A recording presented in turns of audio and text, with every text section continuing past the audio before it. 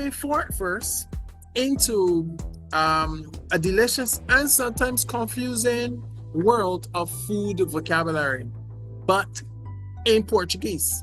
You see, I talking torta, pastel, bolo, pastéis, and let me tell you guys, not every pie I found out is a pie, and not every cake is sweet in Brazil. So there I was, a Brazilian market looking for a nice pie.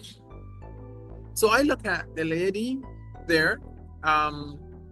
We kind of went some distance to find this place.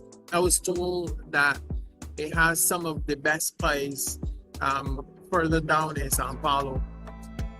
And a really good friend took me there. So I asked, like a pro, for torta de maçã, as I was instructed before. Thinking, I'd get something like what my father used to bake in Barbados when he was preparing for weddings. I would have all of the delicacies laid out on the table. We had carrot cake, chocolate cake, the big top three-layered wedding cake, rum cake, and I remember lining up waiting for that bowl to lambaste my lips, But guys, in Brazil, when I asked for this apple pie, torta de maçã, what I got was more like a dense sponge cake, with apple slices on top. But the crust was not as crusty. There was cinnamon, but my father used to put ginger, to get that kick. With this pie, I had questions, guys. Chegou a torta, mas tem perguntas, né?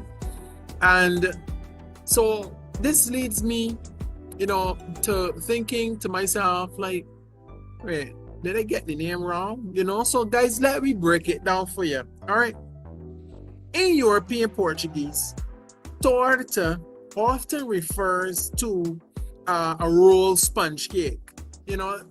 Think like torta de laranja, a soft, citrusy delight, guys.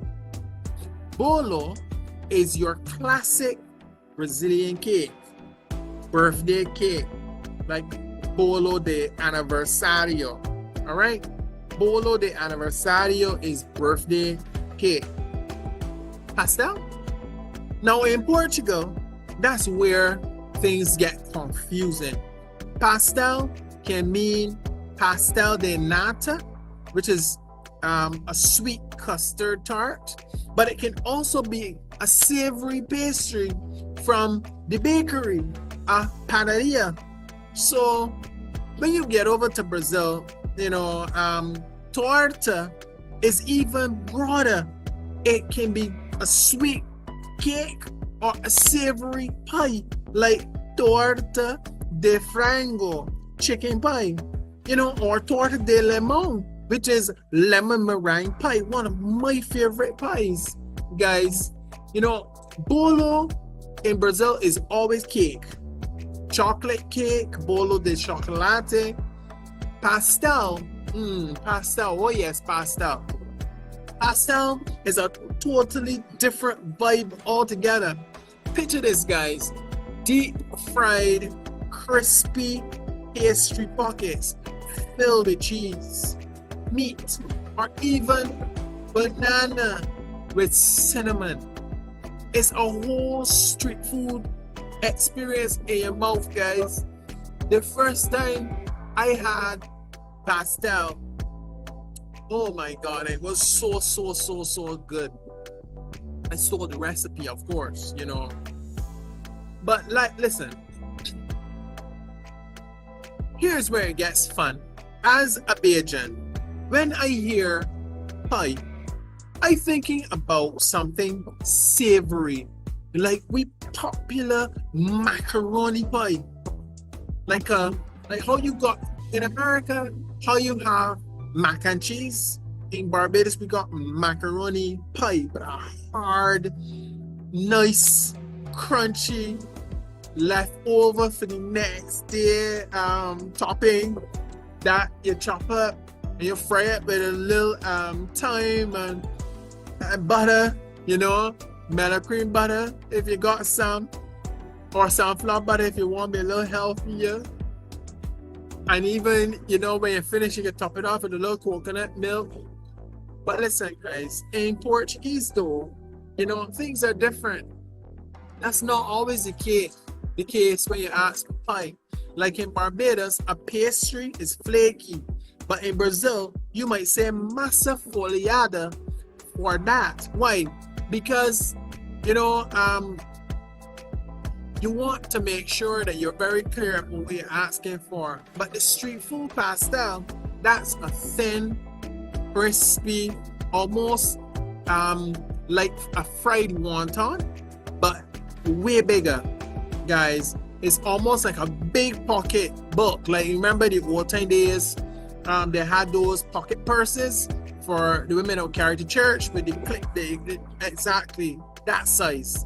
Right, but imagine that size in pastry and filled with minced meat. You can fill it with beef, whatever. It was a very good. But look, this is where the lexicon confusion come in for me, guys, for real, right? Because food words don't differ only in flavor, guys. All right, they shift across countries and also tongues, because Portugal and Brazil are pretty much very similar, yet they do things differently. That's why we're bringing you European Portuguese, Brazilian Portuguese, Barbadian dialect, and English. Because, like, travelers with multiple passports, that's what food does do, guys, when it crosses territories. So I want you to remember this, guys. Say what you mean. Say what you mean. So let's say you are in Lisbon and want a cake. Ask for bolo. If you ask for torta, expect something rolled up. All right. In Sao Paulo, and if you want fried pastry, ask for pastel. Okay. But if you ask for, you know, a pastel in Lisbon, you know, well, they might give you a custard tart. So I want you to try it with me together.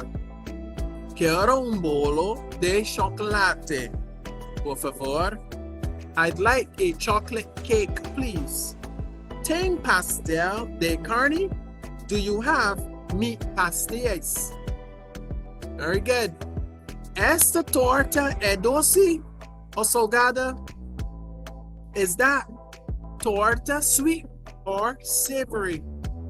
Guys, say that thing with me now. Say that thing with me. Because if you ever order cake and get a pie, or ask for pie and get fish, things ain't always what they seem on the menu, guys. Listen, you hear me?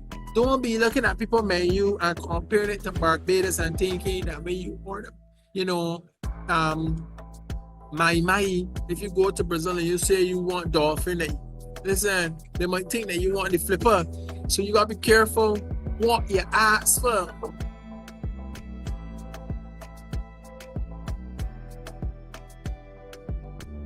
The big lesson here is context, guys. Context is everything. So, like how dialects shift in Barbados from Christchurch to St. Philip to Bridgetown, food vocabulary varies from Lisbon to Bahia. So don't be frightened when you ask for something and you don't get it because you ain't asked correctly. Always ask, ¿Isso é doce o salgado? Okay? Is it sweet or is it savory? É tipo bolo ou é tipo empada? É tipo bolo or tipo empada? Okay? Is it like cake or is it like a pie? You want to be clear.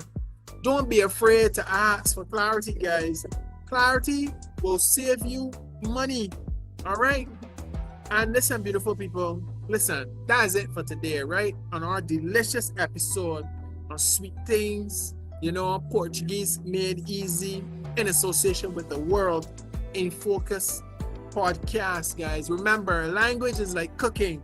It takes practice, mixing, and a little seasoning, from different cultures. So whether you love your bolo fluffy, your pastel crispy, or your torta confusing, just enjoy the journey. Cheers. I'm sorry Renee's. See you soon for the next episode. I ain't telling you what we're gonna talk about. It's gonna be a surprise. Maybe a sweet, maybe a savory, or maybe something completely different. See you there.